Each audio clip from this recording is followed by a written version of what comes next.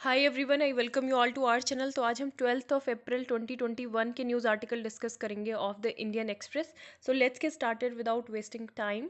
सबसे पहली जो न्यूज़ है दैट इज़ रिलेटेड यहाँ पे न्यू केसेस कोरोना वायरस के जो सेकंड सर्ज देखने को मिल रहा है। 11 लाख से ज़्यादा केसेस हो गए हैं। तो उसी से रिलेटेड यहाँ पे कि बहुत सारे जैसे पंजाब है तो यहाँ पे कोई भी कोविड हॉस्पिटल डेडिकेटेड नहीं है, शॉर्टेज है हेल्थ केयर वर्कर्स की। इसके अलावा 3 डिस्ट्रिक्ट में वहाँ पे RT-PCR टेस्टिंग लैब नहीं है।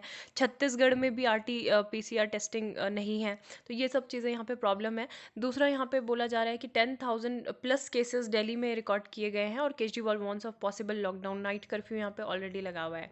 कैपिटल फेसेस अ ग्रिम सिचुएशन। इसके अलावा 60,000 न्यू केसेस अप्रैल में देखने को मिले। ये जो इंस्टिगेटेड अटैक, तो ये सेंट्रल गवर्नमेंट के द्वारा बोला जा रहा है कि ये इंस्टिगेटेड अटैक थे, जानबूझकर मतलब उकसाने के लिए किए गए थे। और CISF पर्सनल ने ये सेल्फ डिफेंस में ये अटैक मतलब किया था, जिसमें 4 जो वोटर्स थे उनकी जान चली गई थी। Then Mamata calls for deaths genocide. तो सारी पॉलिटिकल न्यूज़ हो जाएंगी। और CISF के बारे में जो अभी सुबह ही मैंने अपलोड किया था लेक्चर, तो उसको आप गो थ्रू एक बार ज़रूर कीजिएगा। मतलब जो CAPF है, सेंट्रल आर्म्ड पुलिस फोर्सेस के बारे में, उसमें ब्रीफली मैंने डिस्कस किया हुआ है। 60th anniversary of Yuri Gagarin first human space expedition. ठीक है, तो ये आज ही के दिन मतलब ये फर्स्ट 60th एनिवर्सरी है फर्स्ट ह्यूमन स्पेस जर्नी की। अप्रैल 12 1961 को जो सोवियत कॉस्मोनॉट है यूरी गागरिन, इन्होंने वोत्सॉक 1 जो स्पेस क्राफ्ट है तो उससे ये गए थे। और 108 मिनट फ्लाइट थी around the earth orbit. And UN general assembly का जो रेजोल्यूशन है जो 2011 में अडॉप्ट किया गया था। So this day is celebrated world wise as the international day of human space flight. ठीक है, तो आज के दिन को जो उनका है, ठीक है, यूनाइटेड नेशन जनरल असेंबली, तो इनके द्वारा क्या सेलिब्रेट किया जाता है, international day of human space flight. ठीक है, क्योंकि यूरी गागरिन जो थे 1961 में आज के दिन ही यहाँ पे गए थे 12 अप्रैल को। तो ये थी एक फैक्ट। देन यहाँ पे सारी ये न्यूज़ कुंभ मेला और इससे रिलेटेड है। Uttarakhand police to use AI equipped cameras to zoom in on those not wearing mask. तो यहाँ पे अगर कोई मास्क नहीं पहन रहा है तो उसको मतलब वो डिटेक्ट कर लेंगे AI की जो मशीन है उसके थ्रू, और फिर उस पर ये सब है, फाइन वगैरह लगाया जाएगा। यहाँ पे जो आर्टिकल है द ओनस ऑफ काम, यहाँ पे इलेक्शन कमीशन से रिलेटेड भी एक मैं आपको एक न्यूज़ बताना चाहूँगी कि अभी रिसेंटली जो हमारे 13 अप्रैल से न्यू चीफ इलेक्शन कमिश्नर को अपॉइंट किया जाएगा, जिनका नाम होगा सुशील चंद्रा। ठीक है, Sushil Chandra is set to become the next chief election commissioner, going by the convention of appointing the senior most election commissioner as the chief election commissioner. तो यहाँ पे जो टॉप पोस्ट है निर्वाचन सदन की, ठीक है, यहाँ पे सीनियर मोस्ट जो इलेक्शन कमिश्नर होता है उसको ही क्या कराया जाता है, appoint as a chief election commissioner. तो ये अभी 13 अप्रैल को ये चार्ज लेंगे, कल अपना चार्ज लेंगे। Day after incumbent Sunil Arora demits office. ठीक है, तो सुनील अरोड़ा इससे पहले थे। And Chandra was appointed as an election commissioner on February 14 2019 के जब लोकसभा इलेक्शन हुए थे उस टाइम पे इनको अपॉइंटेड किया गया था, इनका appointment as an election commissioner. And under him the election commission would hold assembly polls. Goa में उस टाइम पे इलेक्शन हुए थे, मणिपुर, उत्तराखंड, पंजाब एंड उत्तर प्रदेश में हुए थे। अगर हम कॉन्स्टिट्यूशन की बात करें किस तरीके से कौन सा क्लॉज है जिसमें अपॉइंटमेंट होता है, तो आर्टिकल 324, ठीक है, 324 of the constitution the president has appointed, मतलब ये इनको अपॉइंट करते हैं आर्टिकल 324 ऑफ द कॉन्स्टिट्यूशन के तहत। इलेक्शन कमीशन ऑफ इंडिया के बारे में देखें तो article 324 provides for election commission for the superintendence direction and control of the preparation of the electoral rolls for the conduct of election parliament. जो भी parliament के इलेक्शन होते हैं या फिर स्टेट लेजिस्लेचर के होते हैं या फिर प्रेसिडेंट के ऑफिसेज या वाइस प्रेसिडेंट के ऑफिसेज से रिलेटेड होते हैं। अगर हम इसके कंपोजिशन की बात करें चुनाव आयोग के, निर्वाचन आयोग के, तो the constitution provides for the following provision in relation in the composition of the election commission, कि यहाँ पे एक चीफ इलेक्शन कमिश्नर होगा, ठीक है, such number of other election commissioner if any as the president may from time to time fix. उसके अलावा जो चीफ इलेक्शन कमिश्नर का अपॉइंटमेंट होगा and other election commissioner shall be made by the president के द्वारा होगा। And अगर जो कोई दूसरा अन्य इलेक्शन कमिश्नर अपॉइंट किया जाता है as the chief election commissioner shall act as the chairman of the election commission. ठीक है, तो ये सारी चीज़ें हैं कि प्रेसिडेंट को भी मतलब उनको may also appoint after consultation, उनको इलेक्शन कमीशन के साथ कंसल्टेशन भी करना पड़ेगा, रीजनल कमिश्नर के साथ ही में consider necessary to assist the election commission. ठीक है, टेन्योर की बात करें तो election commissioner and the regional commissioner shall be such as the president may by rule determine. Then यहाँ पे chief election commissioner versus election commissioner के बारे में है कि क्या मतलब है डिफरेंस। तो चीफ इलेक्शन कमिश्नर जो होता है वो चेयरमैन होता है, किसका, निर्वाचन आयोग का चेयरमैन कौन होता है, चीफ इलेक्शन कमिश्नर। और जो उसकी जो पावर होती है वो इक्वल होती हैं जो अदर इलेक्शन कमिश्नर होते हैं। ठीक है, उन्हीं के बराबर उनकी पावर होती हैं। All the matters in the commission are decided by the majority among its member and the chief election commissioner and the two other election commissioner receives equal salary allowances and benefits. Tenure की बात करें तो 6 years का होता है, या फिर अगर उन्होंने 65 ईयर्स की एज अटेंड कर ली हो, विच एवर इज अर्लियर, और वो रिज़ाइन भी कर सकते हैं at any time by addressing their resignation to the president. Removal की बात करें तो रिज़ाइन वो तो एक तो कर सकते हैं किसी भी टाइम पे, और रिमूव भी उनको किया जा सकता है उनका टेन्योर खत्म होने से पहले ही। And the chief election commissioner can be remove from his office in the same manner and on the same ground, जैसे सुप्रीम कोर्ट के जज होते हैं। ठीक है, यहाँ पे एक और इलेक्शन कमीशन से रिलेटेड एक न्यूज़ थी, E9 पार्टनरशिप मीटिंग। ठीक है, तो ये भी ये वाली थी, वो दूसरी थी, वो इससे रिलेटेड थी कि मतलब इंडिया में किस तरीके के इलेक्शंस ट्रांसपेरेंट मैनर में होते हैं, जो आज ही मैंने डिस्कस किया था। तो बाकी के कंट्रीज़ भी मतलब उन्होंने भी पार्टिसिपेट किया था कि किस तरीके से यहाँ पे इलेक्शन कंडक्ट होते हैं, largest democracy. The ballot is stronger than the bullet, तो ये अब्राहम लिंकन की कोट थी, the ballot is the stronger than the bullet. The onus of काम, तो यहाँ पे उसी से रिलेटेड है कि मतलब जो ये जो माइग्रेंट वर्कर्स की जो यहाँ पे जो वोट देने आए थे, who had return to their native Cooch Behar to vote in the ongoing West Bengal assembly elections, तो यहाँ पे इनकी डेथ हो गई, और and they were killed in the firing allegedly by the CISF as the polling station in Sitakuchi as the fourth phase of voting। ठीक है, अप्रैल 10 को ये इंसिडेंट हुआ। तो यहाँ पे बोला जा रहा है कि जो चीफ मिनिस्टर है वेस्ट बंगाल की, वो रिपीटेडली मतलब एक्यूज कर रही हैं सेंट्रल फोर्सेस को और इलेक्शन कमीशन को भी, है ना, कि वो एक फ्री फेयर और पीसफुल जो वोटिंग है वो कंडक्ट नहीं कर पाए। तो रेदर देन मतलब accusing them, she could have asked for an independent inquiry, और instead she has pronounced a verdict. तो यहाँ पे वर्डिक्ट देने से बढ़िया है कि आप एक इंडिपेंडेंट इंक्वायरी की यहाँ पे डिमांड करें। And election commission only serves to erode trust in the election process, मतलब इससे तो यही होता है ना कि इलेक्शन प्रोसेस प्रॉपर तरीके से नहीं हो रही है, जबकि इलेक्शन कमीशन का यहाँ पे कोई भी इस तरीके का ऐसा रोल नहीं था in a state that is unfortunate no stranger. तो यहाँ पे इसी से रिलेटेड है। ठीक है, देन स्टीयरिंग द वाटर्स जो है, तो ये अभी रिसेंटली क्या हुआ, जो यूएस की 7th फ्लीट है, नेवल एक्सरसाइज यहाँ पे हुई थी इंडियन EEZ, ठीक है, लक्षद्वीप के पास में, इकोनॉमिक जो स्पेशल इकोनॉमिक जोन है, in up unbecoming of an ally Delhi must make sure that this does not set a precedent. तो यहाँ पे क्या हुआ, इंडिया इज जस्टिफाइबली एंग्री। हमने मतलब इन्होंने क्या किया, जो फ्रीडम ऑफ नेविगेशन ऑपरेशन है यहाँ पे, तो यूएस की नेवी के द्वारा कंडक्ट किया गया था 7th फ्लीट के द्वारा, जो 240 nautical kilometres of from Lakshadweep. ठीक है, तो यहाँ पे ये किया गया था, और इसका इन्होंने पब्लिक अनाउंसमेंट किया कि हमने सक्सेसफुली ये कर लिया गया है। The language deployed by the 7th fleet is a statement on FONOP। तो ये एक तरीके से रेफरेंस दिया गया था to India's excessive maritime claims, है ना, ये था। तो यहाँ से ही हमको बहुत ज़्यादा इससे प्रॉब्लम हुई। और यूएस का डिफेंस मतलब ये तब हुआ जब यूएस के जो डिफेंस सेक्रेटरी हैं, उन्होंने अभी रिसेंटली दिल्ली में विजिट किया था। इसके अलावा अभी जो हाई रैंकिंग मेंबर हैं वो बाइडेन एडमिनिस्ट्रेशंस के, तो ये फर्स्ट विजिट ऐसी थी, है ना, हाई रैंकिंग विजिट जो ऑफिशियल ने ये की थी। देन उसके पहले ही क्या हुआ था, क्वाड ग्रुप की मीटिंग हुई थी। ठीक है, क्वाड्रिलेटरल ग्रुप की, जिसमें इनफॉर्मल ग्रुपिंग जो थी ऑस्ट्रेलिया, जापान, इंडिया, यूएस, ये सारी चीज़ें मतलब सारे कंट्रीज़ थी, कि रूल बेस्ड ऑर्डर होगा एक इंडो पैसिफिक रीजन में। और उसके बाद एक तरीके से यहाँ पे चाइना को मतलब वो करने के लिए convey the group share distrust of China. तो यहाँ पे ये बोला जा रहा है कि मतलब यूएस जो ये 7th फ्लीट है, तो इनको इस तरीके से यहाँ पे क्लेम नहीं करना चाहिए था कि हमने सक्सेसफुली जो है एक्सेसिव मैरीटाइम क्लेम्स यहाँ पे कर लिया है ना। भले ही मतलब इन्होंने ये चाइना को यहाँ पे दिखाने के लिए किया है कि चाइना के लिए ये कि हम केवल एक ही कंट्री तक नहीं सीमित है ना। तो डज नॉट ऑथराइज, तो यहाँ पे मतलब मेन एक लॉ है जिसके बारे में है, UN Convention on the Law of the Sea, ये अलाउ करता है, ठीक है, ये अलाउ करता है। इंडिया ने भी इसको साइन किया है। आप मुझे बताइएगा कब साइन किया है। इसी में जो दूसरा आर्टिकल है इसी से रिलेटेड यहाँ पे, तो यहाँ पे आया भी हुआ है और कब इम्प्लीमेंट वो हुआ था।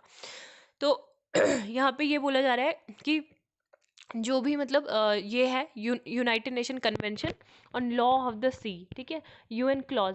तो यहाँ पे ये अलाउ करता है नेवी वेसल को कि ये क्या कर सकते हैं, नेविगेट कर सकते हैं through the EEZ without seeking consent.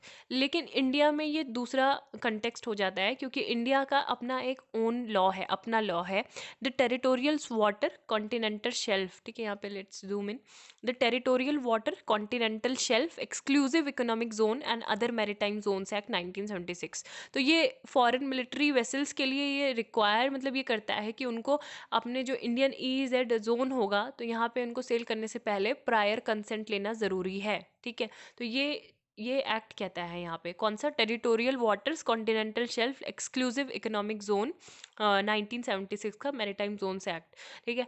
और दिल्ली का भी यही कहना था, Delhi's position on UNCLOS is that it does not authorise other states to carry out in the EEZ. और मतलब यहाँ पे अगर कोई भी अगर जो जिसमें इन्वॉल्वमेंट हो किसका, वेपन्स का या फिर एक्सप्लोजिव का, तो वो तो पहले उनको कंसेंट लेना ज़रूरी है, ठीक है। कोस्टल स्टेट की या तो वो ले, बिना उनके कंसेंट के वो यहाँ पे नहीं सेल कर सकते हैं। तो ये सारी चीज़ें थी जो कि यहाँ पे नहीं मानी गई यूएस के द्वारा।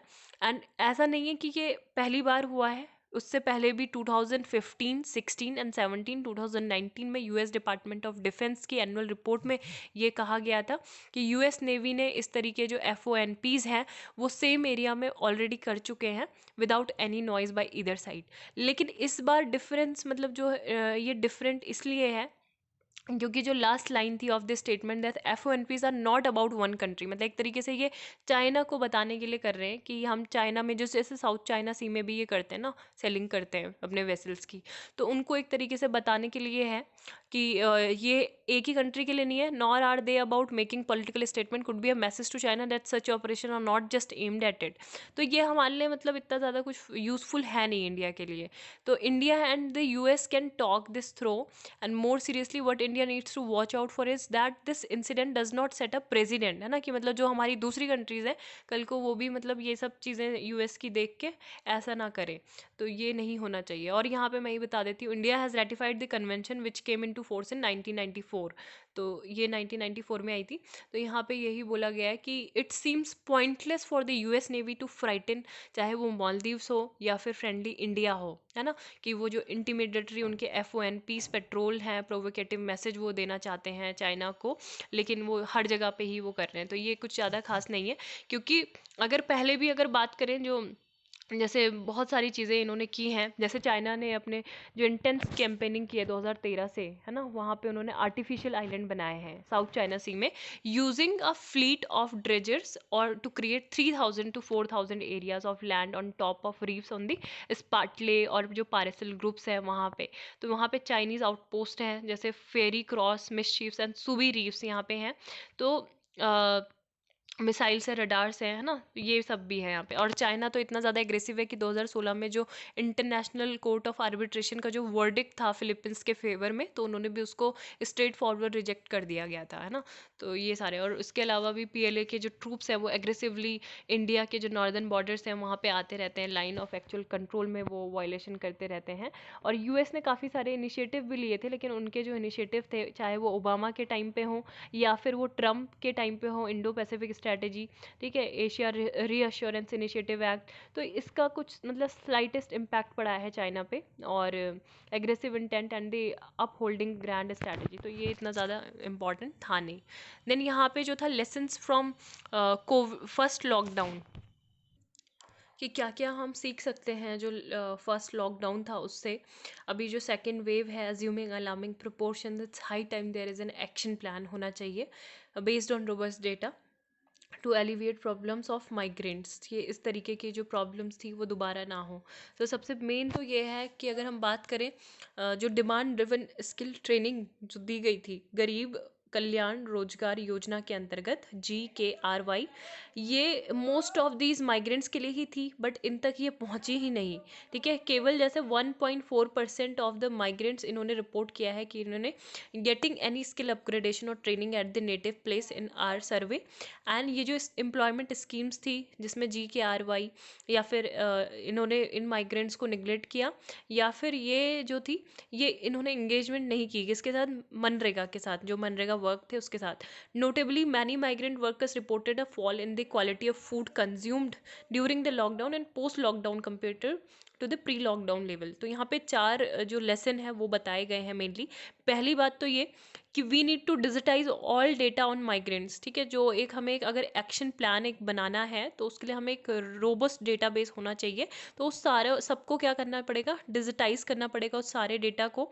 And in case another massive exodus starts, this needs to be backed by a periodic database on migrant workers. ठीक है, तो हर 5 साल में ये होना चाहिए for any meaning policies and action plan based on this data. Then second जो है portability of entitlements and social safety nets, है ना, तो इनको भी प्रायोरिटाइज किया जाना चाहिए। जैसे कि जो 1 नेशन 1 राशन कार्ड है, और जो कैश है ना, या फिर उसकी जगह पे ग्रेन है, उसको मतलब जो दे रहे हैं माइग्रेंट्स को या फिर इन सारे लेबर्स को, और इसके अलावा हेल्थ इंश्योरेंस दे रहे हैं, या फिर किसी भी प्लेस में कोई ट्रीटमेंट उनको हेल्थ से रिलेटेड जो ट्रीटमेंट है वो मिल रहा है यूनिवर्सल सोशल प्रोटेक्शन प्रोग्राम के अंतर्गत, है ना, वल्नरेबल सेक्शंस को।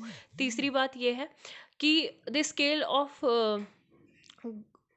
scale of work under the MNREGA could be broadened to absorb a wide range of skilled and unskilled migrants। ठीक है, तो जो local digitized platform है can be created at the gram panchayat level to register and connect the migrant workers and employers to say that they get an opportunity to work closer to their home। तो ये सब चीज़ें यहाँ पे कर सकते हैं। तो 4 एग्जाम्पल यहाँ पे यही दिए हुए हैं। इसके ऊपर एक और आर्टिकल था जो एक इम्पॉर्टेंट आर्टिकल है, तो वो है Europe and Asia post Covid. तो यहाँ पे ये जो है हेको मास, तो ये जर्मन के ही हैं। ठीक है, जो Germany's ministers of foreign affair ये हैं। तो इसलिए इन्होंने मतलब यूरोप और एशिया के क्या रिलेशन है और यूरोप और इंडिया के किस तरीके की रिलेशन है उसी से रिलेटेड यहाँ पे लिखा हुआ है। और Germany and its European partners are set for a more meaningful partnership with the Indo Pacific. तो यहाँ पे इन्होंने बोला है जो पेंडेमिक है इसने काफ़ी अनसर्टेनिटी ला दी है, लेकिन यहाँ पे अगर हम एशिया की बात करें तो उसका राइज हो रहा है ग्लोबल ट्रेंड में। एंड ग्लोबल इकोनॉमी क्रैश जैसे 2020 में जो हालत हुई है ना, और लेकिन जहाँ पे सारी इकोनॉमीज जो थी क्रैश्ड हुई ग्लोबल इकोनॉमी, वहीं पे जो एशियन इकोनॉमी थी इंक्लूडिंग जैसे वियतनाम है, चाइना है, तो ये ग्रू की। A number of Asia's open society have shown us how to successfully contain the virus. और जैसे हम जो वैक्सीन एक्सपोर्टर हैं, तो इंडिया के बिना कोई भी मतलब इस पैंडमिक को बीट नहीं कर सकता। One of the largest exporter of vaccine India है इस क्षेत्र में। ठीक है, इंडिया ही हम सारी जगह कोवैक्सीन के थ्रू जो कोविन है ना, मतलब उसके थ्रू हम क्या कर रहे हैं, vaccine diplomacy. As an exporting nation Germany has long observed Asia's rise through the lens of economic opportunity. तो यहाँ पे ये बोला गया है कि अगर हम बात करें रीजन राइज की, तो यहाँ पे इन्होंने 3 एशिया क्रिएट किए हैं। ठीक है, वो 3 एशिया कौन से हैं, there is the familiar Asia of business. तो एशिया ऑफ बिजनेसेस इन्होंने यहाँ पे ये बोला है कि एक तो एशिया ऑफ बिजनेसेस है जहाँ पे बिल्कुल ओपन है या फिर डायनेमिक या फिर इंटरकनेक्टेड रिलेशंस है। ठीक है, दूसरा एशिया ऑफ जियो पॉलिटिक्स है, एशिया ऑफ जियो पॉलिटिक्स जहाँ पे बहुत ज़्यादा ही क्या है, या तो फिर नेशनलिज्म है, ठीक है, या फिर टेरिटोरियल कॉन्फ्लिक्ट्स हैं, या फिर आर्म रेसेस हैं, या फिर सिनो अमेरिकन राइवलरीज हैं। लास्टली बोला गया है एशिया ऑफ इकोनॉमिक चैलेंजेस। ठीक है, एक तो हो गया एशिया ऑफ बिजनेसेस जहाँ पे काफ़ी बेहतरीन तरक्की कर रहे हैं, एशिया ऑफ जियो पॉलिटिक्स जहाँ पे कुछ कुछ चैलेंजेस भी हैं, एशिया ऑफ जो इकोनॉमिक चैलेंजेस हैं। तो यहाँ पे ये सारी चीज़ें हैं कि मतलब जो पेंडेमिक है या फिर क्लाइमेट चेंज का जो चैलेंज है, तो ये सारे जो क्राइसिस हैं इनको टैकल करना थोड़ा इम्पॉसिबल है। तो अगर इन तीनों ही एशिया के बारे में अगर बात करें, are increasingly at loggerheads, geopolitical rivalry threatened free trade, और जो पेंडेमिक के अगेंस्ट जो फाइट है is mutating into a systematic competition. Democracy और अथॉरिटेरियनिज्म के बीच में एक तरीके से कंपटीशन ये है। एंड जर्मनी की बात करें तो इस रीजन में यहाँ पे जर्मनी को बोला जा रहा है कि काफ़ी ज़्यादा इन्वेस्टमेंट की ज़रूरत है, not only economically but also politically. तो जर्मन जर्मन की जो गवर्नमेंट है has for the first time इन्होंने अडॉप्ट की है guidelines for the Indo Pacific with which we seek cooperation with all countries in the region. ठीक है, for open economies and free trade, to fight against pandemic and climate change and for inclusive rules based order. तो ये इन्होंने पहला मतलब ये adopt किया है पहली बार। एंड ये बोला जा रहा है कि Indo Pacific must take all three Asias into account. ठीक है, जो यूरोपियन स्ट्रेटेजी होगी उसमें strategy takes its leads from the Asia of businesses, the EU and Germany are already well position here and Europe is a key trading technology and investment partner. तो यहाँ पे जो है Germany now alone conducts one fifth of its foreign trade with the countries of the Indo-Pacific and millions of jobs depend on this। तो यहाँ पे यही बोला गया कि जैसे ईयू ने अभी रिसेंटली कंक्लूड किया था ground breaking free trade agreements with Japan, Singapore, Vietnam, और एक तरीके से यहाँ पे इन्वायरमेंटल और सोशल स्टैंडर्ड भी सेट किए गए थे। एट द सेम टाइम 2020 में जब जो ईस्ट और साउथ ईस्ट एशिया जो थी उन्होंने भी वर्ल्ड के लार्जेस्ट फ्री ट्रेड एरिया जो था वो क्रिएट किया गया था, है ना, 1/3 ऑफ द ग्लोबल इकोनॉमी जो ये सारे आते हैं इसमें east and south East Asia में। देन ये बोला जा रहा है कि ईयू को स्विफ्टली मतलब कहाँ पे कंक्लूड करना होगा, निगोसिएशन करना होगा, जो ऑस्ट्रेलिया और न्यूजीलैंड कंट्रीज़ हैं उनके बीच में एग्रीमेंट करना होगा रिलेटेड टू ट्रेड, और मूव फॉरवर्ड करना होगा with negotiation with Indonesia and India. ठीक है, फिर बाकी यही सब चीज़ें कि हमें डाइवर्सिफिकेशन पे ज़्यादा फोकस करना है जर्मनी को, और जबकि मतलब चाइना तो की पार्टनर जो है उसका इकोनॉमिक पार्टनर है ही, और लेकिन हम निगलेक्ट नहीं कर सकते जो भी डेवलप्ड इकोनॉमीज़ हैं जैसे जापान है, साउथ कोरिया है, और ये एक growth markets of South Asia, this also applies to South East Asia, Indonesia, है ना। तो ये एक तरीके से जर्मनी का लार्जेस्ट इंडस्ट्रियल फेयर है। तो यहाँ पे हमको इन सब चीज़ों को इग्नोर नहीं करना होगा, इन सारी कंट्रीज़ को भी। Together with its Indo Pacific partners Europe can set standard for new technologies, human centre digitisation, sustainable connectivity. तो ये हम मतलब जर्मनी कर सकता है इन सारे क्षेत्रों में आगे काम। And Europe can draw on its innovative and economic strength as well as its regulatory power.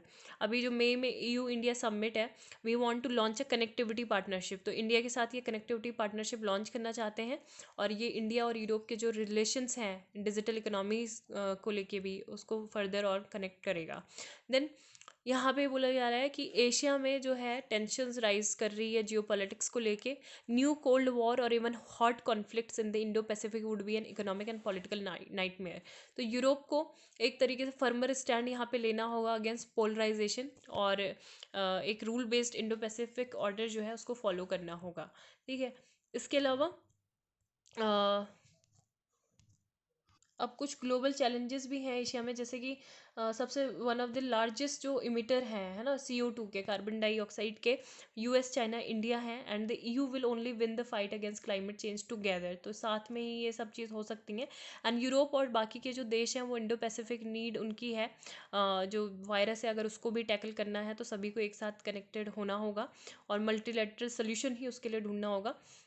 Biggest supporter है EU इंटरनेशनल जो वैक्सीन प्लेटफॉर्म है, क्या है, कोवैक्स। ठीक है, कोवैक्स के थ्रू ही हम जो वैक्सीन है इंडिया एक्सपोर्ट कर रहा है। तो India is a leading producer of vaccine, is the most important COVAX supplier हम है, and we will all benefit from this. तो ये यहाँ पे जर्मन के जो मिनिस्टर हैं इनका कहना है।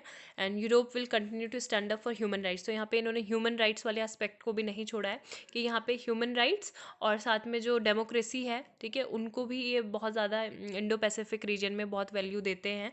चाहे जैसे अभी इन्होंने उसका भी एक तरीके से एग्जांपल दिया है कि वहाँ पे ह्यूमन राइट्स वायलेशन हो रहा था, एक्सप्लॉइटेशन हो रहा था, कहाँ पे जो चाइना का जिनजियांग प्रोविंस है, तो वहाँ पे इन्होंने काफ़ी ज़्यादा सैंक्शन जो चाइनीज़ लोग हैं उन पे भी लगा दिए थे, है ना, जिनजियांग में किया था।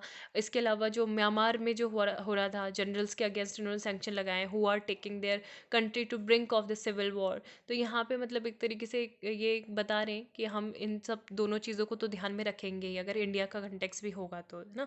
The future of Asia is determined bye it's people. तो यूरोप जो है न्यू पार्टनरशिप के लिए रेडी है। तो ये सारी बातें यहाँ पे बोली गई हैं। देन इंजीनियर्स बाय एप्टीट्यूड, तो यहाँ पे एक तरीके से सपोर्ट में ये आर्टिकल आया हुआ है, क्योंकि जो राइटर है वो मेंबर सेक्रेटरी हैं AICT के ही। तो हमने रिसेंटली कुछ आर्टिकल्स पढ़े थे जिसमें ये बोला गया था कि मैथ्स को मतलब आप बोल रहे हो कि एक ब्रिज कोर्स उसके लिए करवा लो, है ना, कि वो ही सफिशिएंट होगा, बाकी इतना जो बेसिक है न्यूमरेसी तो वो ही चल जाएगी, और इंजीनियरिंग में अगर एडमिशन लेना है तो ये सारे सब्जेक्ट कंपलसरी नहीं है। तो वो सब हमने पढ़े थे। अभी इन्होंने ये बोला है कि हम मतलब जो मैथ्स की इम्पोर्टेंस है, फिज़िक्स की इम्पोर्टेंस है, उसको हम अंडरमाइन नहीं कर रहे हैं, इट्स बीइंग फ्लेक्सिबल। और ये क्या कर रहा है एक तरीके से बहुत ज़्यादा मतलब अपॉर्चुनिटी को ओपन कर रहा है, बहुत सारे लोग इसमें आएंगे। तो AICTE क्या है, रेगुलेटरी बॉडी है टेक्निकल एजुकेशन के लिए, और जितने भी एफिलेटेड टेक्निकल कॉलेजेस हैं और डीम्ड टू बी यूनिवर्सिटी हैं, तो ठीक है, तो उनको ये क्या करता है, उनको गाइड करता है। एंड यहाँ पे यही था कि physics, chemistry and mathematics were mandatory for admission in engineering till 2003 when chemistry was made optional with biotechnology and biology and computer science as alternatives and more subjects were added from time to time. तो यहाँ पे यही बोला जा रहा है कि जैसे हमने इंपॉर्टेंस जो मैथमेटिक्स फिजिक्स की है और केमिस्ट्री बायोलॉजी की है उसको नहीं कम किया है, ब्रिज प्रोग्राम उसको क्या करेंगे, हेल्प करेंगे। और ये भी हमने मेंशन नहीं किया है कि एंट्रेंस एग्ज़ाम में ये मैथमेटिक्स या फिजिक्स केमिस्ट्री नहीं होगी। हर स्टेट को अपने राइट्स हैं कि वो जो भी सब्जेक्ट को एंट्रेंस एग्ज़ाम में मतलब चूज़ करना चाहें वो कर सकते हैं, depending on which branch of engineering admission is sort, है ना। तो ये सब यहाँ पे बोला गया है। एंड इनके केवल इन्होंने क्या किया, AICTE हैज़ ओपनड अपॉर्चुनिटीज़, और एक फ्लेक्सिबल मॉडल हमने तैयार किया है जहाँ पे जो यंग ब्राइट स्टूडेंट हैं वो भी आ सकते हैं, क्योंकि उनको फिज़िक्स, केमिस्ट्री, मैथमेटिक्स की ज़्यादा अवेयरनेस नहीं थी। जहाँ पे मतलब कभी स्मॉल टाउन्स में जिन्होंने जहाँ पे पढ़ा रिमोट एरियाज़ में, तो वहाँ पे उस सब्जेक्ट के पर्टिकुलर जो एक्सपर्टाइज जिनका रहता है वो लेक्चरर या टीचर भी उनको नहीं मिल पाए वहाँ पे, है ना। तो ये सब चीज़ें आगे मतलब पूरी हो जाएं, इस वजह से हम ये कर रहे हैं। How big a concern is Facebook data leak, तो यहाँ पे फेसबुक डेटा लीक से रिलेटेड है। यहाँ पे पर्सनल डेटा 533 मिलियन यूज़र्स का 106 कंट्रीज से क्या हुआ, लीक हुआ, इंक्लूडिंग 6 मिलियन फ्रॉम इंडिया, ठीक है, has been leaked in online. तो ऑनलाइन लीक हुआ। तो यहाँ पे इंडियन एक्सप्रेस की इन्होंने ये एग्जामिन किया था कि leak data set comprising accounts of 61 lakh Indians, तो 61 lakh Indians among the metro Delhi was the worst hit with accounts of more than, मतलब बहुत सारे जो ऐसे केसेस थे जो दिल्ली से रिलेटेड थे और ये सब लीक हुए। तो यहाँ पे यही सब बातें बताई गई हैं कि this is not the first time a data leak from Facebook has been reported, so why is this data breach raising concerns. तो यहाँ पे ये थे कि जो फेसबुक आईडी है इंक्लूडिंग नेम्स या फिर एड्रेसेस है, फ़ोन नंबर्स है, ईमेल एड्रेसेस है, bio and but not any financial information, passwords, तो ये सब यहाँ पे लीक हो गए हैं, पर्सनल इन्फॉर्मेशन लोगों की। और ये मतलब इतना ज़्यादा ये लीक होके करते क्या है ये लोग, what can the data B use for. तो सिक्योरिटी एक्सपर्ट्स का ये कहना है कि जो लीक डेटा होता है इसको यूज़ किया जाता है फिर बाद में फिशिंग अटैक्स के लिए, sending spam over text messages, marketing calls, targeted advertising, ठीक है, phone numbers being publicly available is of particular concern as these are used widely for identity verifications. तो ये सब चीज़ें होती हैं। मेन जो कंसर्न है वो फिशिंग का है, जहाँ पे एक्यूरेट डेटा जो होता है वो इंक्लूड किया जा सकता है as a spam message to add credibility, है ना। वो बिल्कुल क्रेडिबल सोर्सेज से लगेगा लेकिन वो फिशिंग अटैक वो होते हैं। Many platform use mobile phone numbers as MFA multi factor auth as a part of account recovery. तो ये सब चीज़ें यहाँ पे बोली गई हैं।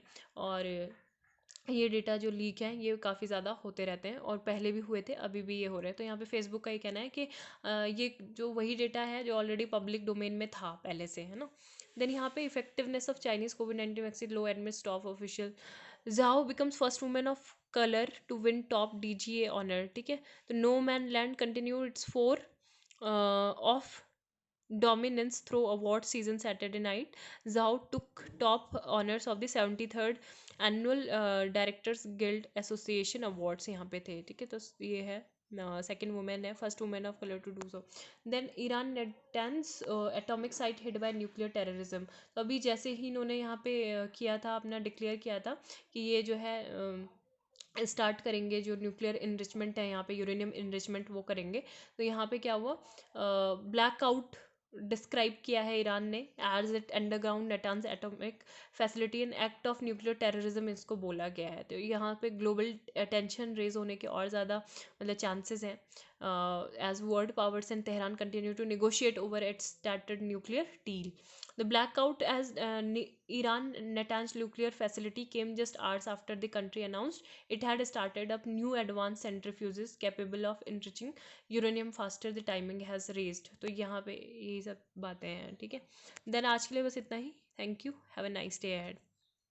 यहाँ पे जॉर्डियन जो प्रिंस थे, तो ये पहली बार फर्स्ट मीटिंग इन्होंने कर ली है, पेरेंट्स एक साथ में दिए किंग अब्दुल्ला के साथ। जॉर्डन की कैपिटल क्या है वो आप मुझे बता सकते हो। तो thank you, have a nice day.